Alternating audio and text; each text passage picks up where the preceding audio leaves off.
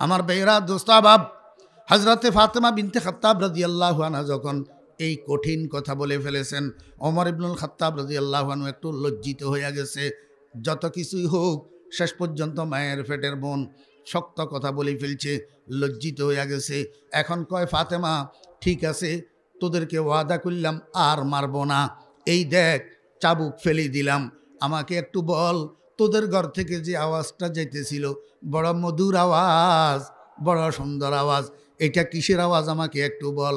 ফাতেমা বলে, এটা আমাদের নবীজির উপরে নাজিল হওয়া আমাদের রবের কালামের তেলাওয়াতের আওয়াজ।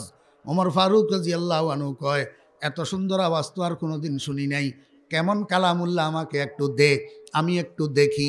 ফাতেমায় কয়, না ভাইয়া, ইন্নাহু লাকুরআনুন কারীম ফি কিতাবিম মাকনুন লা ইয়ামাসসুহু ইল্লাল মুতাহহারুন, পবিত্র কালাম,